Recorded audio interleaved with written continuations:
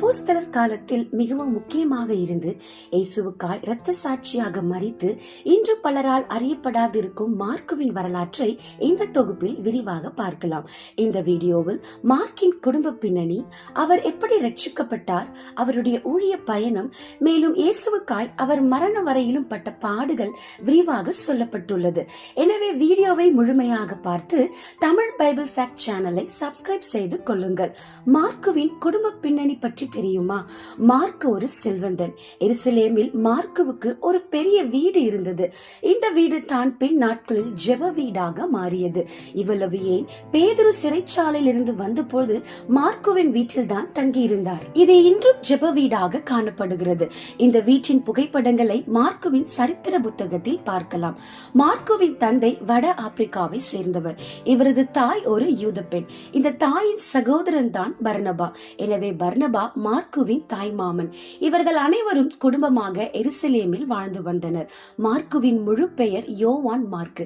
இதில் யோவான் என்பது யூத பெயர், மார்க் என்பது ரோம பெயர். இந்த முழு பெயருக்கும் மிகப்பெரிய சம்பட்டி அல்லது யெகோவாவின் கிருபை உள்ளது என்று அர்த்தம். மார்க்கு 14ஆம் அதிகாரத்தில் சொல்லப்பட்ட வாலிபன் இந்த மார்க்கு தான்.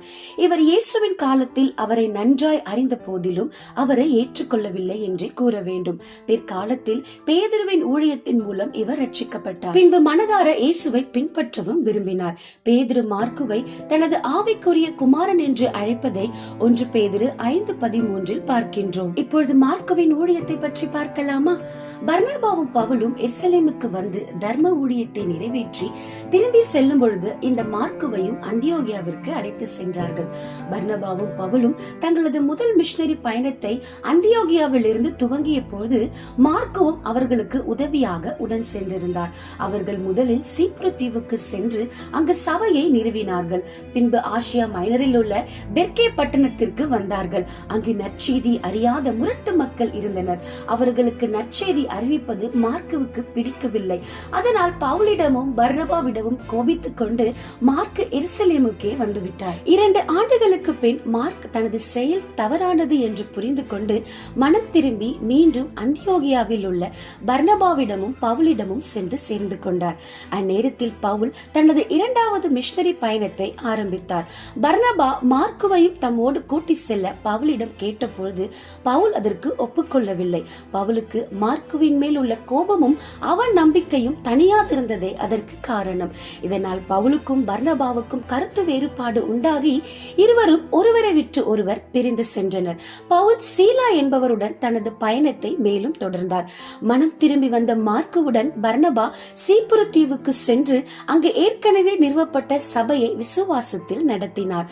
அதற்கு பின் மார்க் தனது தந்தையின் சொந்த ஊராகிய வட ஆப்பிரிக்காவுக்கு சென்று தனது ஊழியத்தை தொடர்ந்தார். அங்கே கிரேக்கர்களும் அநேக யூதர்களும் வசித்து வந்தார்கள். அங்கே மார்க் அவர்களுக்கு சுவிசேஷம் சொல்லி அநேக அற்புதங்களை செய்தார். அநேகர் விசுவாசிகளாக மாறினார்கள். பின்பு அலெக்சாந்திரியா பட்டணத்திற்கு வந்து அங்கே அநேக எதிர்ப்புகளை கடந்து தைரியமாக அங்குள்ள புறச்சாதியார்களுக்கு நற்செய்தியை அறிவித்தார். ஒருமுறை மார்க் தனது செருப்பை பழுது பார்க்க வேண்டிய நிலை ஏற்பட்டது. செருப்பு தைக்கும் தொழிலாளி மார்க்குவின் செருப்பை பழுது பார்க்கும் பொழுது ஆணி தவறாக அவர் சுண்டு விரலில் பாய்ந்து விட்டது. அதனால் மிகுந்த இரத்த போக்கு உண்டானது. அப்பொழுது மார்க்கு அவரது காயத்தின் மீது தனது கைகளை வைத்து ஜெபித்தார். உடனே அவனது காயம் மாறி அவன் பூரண சுகம் பெற்றான். அதனால் அவன் இயேசுவை மனப்பூர்வமாக ஏற்றுக்கொண்டு தனது குடும்பத்துடன் ஞானஸ்தானமும் பெற்றுக்கொண்டார். இந்த செருப்பு தைக்கும் தொழிலாளி தான் மார்க்குவுக்கு பின் அலெக்சாந்திரியா சபையின் 2வது பேராயரான அனியானஸ். அங்குள்ள விக்கிரக ஆராதனைக்காரர்கள் மார்க்குவை கொலை செய்ய வகை தேடினதனால் மார்க்கு அனியானஸை பேராயராக அபிஷேகம் செய்து மேலும் பல போதகர்களை அந்த சபைக்கு நியமித்துவிட்டு அவர்களிடமிருந்து விடை பெற்று ரோமாபுரிக்கு சென்றார். பவுல் பேதுருவாகிய 2 அப்போஸ்தலர்களையும் சந்தித்தார். பவுல் 2ஆம் முறையாக ரோமாபுரியில் சிறைப்பட்ட போது அவருக்கும் மார்க்குவுக்கும் இடையே உள்ள கசப்பு நீங்கியது. அந்நிலையில் பவுலுக்கு பக்கபலமாகவும் ஆதரவாகவும் மார்க்கு செயல்பட்டார். முதலில் மார்க்குவை குறை கூறிய பவுல் பின்பு ஊழியத்தில் மார்க்கு எனக்கு பிரயோஜனம் உள்ளவன் என்று பாராட்டினார். பவுல் மற்றும் பேதுவின் இரத்த சாட்சி மரணத்திற்கு பின்பு பர்னபாவும் மார்க்குவும் சீப்ரு தீவுக்கு சென்றார்கள். அங்கு எதிர்பாராத விதமாக பர்னபா கொடூரமாக கொலை செய்யப்பட்டார். இப்படி பர்னபா கொலை செய்யப்பட்டதை மார்க் யாருக்கும் சொல்லாமல் மட்டுமல்லாமல் அவரை சாலமி பட்டணத்தின் அருகில் அடக்கம் செய்தார். மீண்டும் அலெக்சாந்திரியாவுக்கு சென்று அங்கே சபை வளர்ந்திருப்பதையும் மேலும் அங்கிருந்த பகாலிஸ் என்ற இடத்தில் ஒரு புதிய சபை கட்டப்பட்டிருப்பதையும் கண்டு தேவனை துதித்தார். மார்க்குவின் நற்செய்தி நூல். மார்க் ஒரு சிறந்த எழுத்தாளர். அவருக்கு கிடைத்த இந்த வரத்தை கொண்டு அவர் எழுதினதுதான் மார்க்கு சுவிசேஷம். இந்த சுவிசேஷ புத்தகம் தான் 4 சுவிசேஷங்களில் முதலில் எழுதப்பட்டது. மேலும் இது புறஜாதியார்களுக்கு மார்க் எழுதுகிறதினால் அநேக லத்தீன் வார்த்தைகள் இதில் இடம்பெற்றுள்ளது. இயேசுவின் ஊழியத்திற்கு இதில் அதிக முக்கியத்துவமும் கொடுக்கப்பட்டுள்ளது. அத்தோடு பேதுரு தனது நிருபங்களை எழுதவும் மார்க் உதவி செய்தார். பேதுரு கல்வி கல்லாதவர் என்பதால் அவர் சொல்ல மார்க் பேதுருவின் நிருபத்தை எழுதினார். அது மட்டுமல்லாமல் மார்க் தனது சுவிசேஷத்தை எகிப்திய மொழியில் மொழிபெயர்த்தார். அது அங்குள்ள புறஜாதி ஜனங்களுக்கு பேருதவியாக இருந்தது. இப்படி தனது ஊழியத்திலும் எழுத்திலும் சிறந்து விளங்கிய மார்க்கு கொடூரமாக யாரும் நினைத்து கூட பார்க்க முடியாத அளவுக்கு கொலை செய்யப்பட்டார். எப்படி தெரியுமா? மார்க்கு அலெக்சாந்திரியாவில் உள்ள சபையில் பிரசங்கம் பண்ணி கொண்டிருந்தார். அதே நாளில் தான் அலெக்சாந்திரியா பட்டணத்தாரும் தங்கள் பண்டிகைகளை கோலாகலமாக கொண்டாடி கொண்டிருந்தனர்.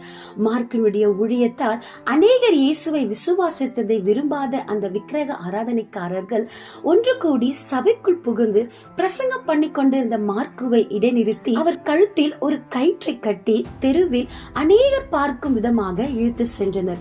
பின்பு ஒரு தீப்பந்தம் போல மார்க்குவை உயிரோடு தீயிட்டு கொளுத்தி விட்டனர். மறுநாள் காலையில் அவர் இறந்து விட்டாரா என்று பார்க்க வந்தவர்கள் அவர் குற்றுயிராய் சாகும் நிலையில் இருப்பதை கண்டு மேலும் துன்பப்படுத்தி கொலை செய்தனர். மார்க்குவும் இறந்து போனார்.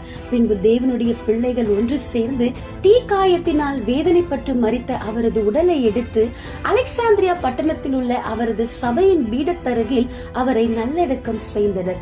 மார்க்குவின் ஜீவியம் அற்பமான ஆரம்பத்துடன் இருந்தாலும் முடிவில் சிறப்பான ஊழியத்தோடும் இயேசுவுக்காய் இரத்த சாட்சியுடன் கூடிய மரணத்தோடும் மகிமையாக முடிவடைந்தது என்றே சொல்ல வேண்டும். இதுவே மார்க்குவின் வரலாறு. மேலும் பல தகவல்களுக்கு தமிழ் பைபிள் ஃபேக்ட் சேனலை சப்ஸ்கிரைப் செய்து கொள்ளுங்கள்.